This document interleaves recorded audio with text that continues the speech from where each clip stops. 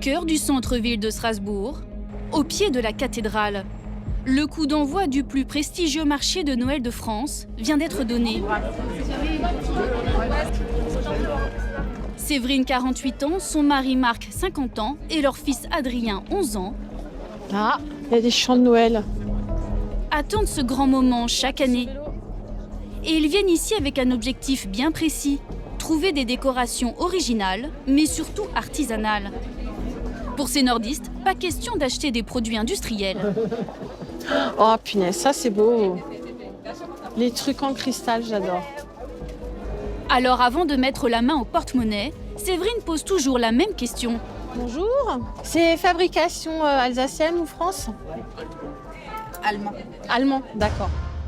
Étonnant, dans ce marché qui met en avant le savoir-faire local, certains produits viendraient de l'étranger, et pas que d'Allemagne, d'après le vendeur. Ça vient d'où? Bonne question. Le forain semble embarrassé. Alors ça vient d'où? C'est les produits en grande partie finlandais quand même. Ce produit-là, qui est marqué en français, est finlandais quand même. Vous voyez? Et ce n'est pas tout. Ici, il n'y a pas que les boules qui ne sont pas made in France. La plupart des crèches qui sont vendues sur le marché Noël viennent d'Italie. L'italien est vraiment le pays de la crèche. Alors ces produits sont-ils au moins artisanaux? Pour se justifier, ce commerçant a un argumentaire tout trouvé. Les boules de Noël qui ont été dessinées en grande partie ou par ma femme ou par mes fils. Et on donne ça à un souffleur de verre qui nous fait ce produit. En sachant que mon père était souffleur de verre, et on est rentré dans ce domaine-là. Selon lui, la fabrication serait fait main, mais impossible à vérifier sur place. Il faut donc le croire sur parole. Je serais intéressée en fait par le blanc. Le blanc. Oui. La jeune maman se laisse séduire par le discours du forain. Elle va acheter ce chandelier en verre soufflé. Son prix, 25 €. Je trouve que c'est correct.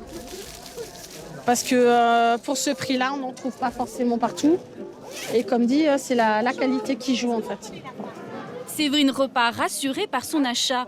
Pourtant, elle est loin d'imaginer qu'à Strasbourg, les arnaques sont fréquentes. Vous allez découvrir que derrière la belle vitrine, certains stands n'ont rien d'authentique.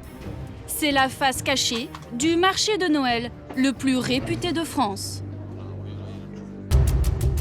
Depuis sa création il y a 500 ans, son succès ne se dément pas. 2 millions de visiteurs venus de tout le pays défilent chaque année dans les allées.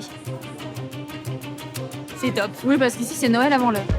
Pour les séduire, pas moins de 320 commerçants se livrent une guerre féroce pour vendre toujours plus de décorations, de jouets artisanaux et de spécialités typiquement alsaciennes. Chaud le vin chaud. Un gigantesque business qui aiguise l'appétit de certains vendeurs peu scrupuleux. C'est des choses qu'on achète en Hollande, mais qui sont fabriquées au pays de l'Est.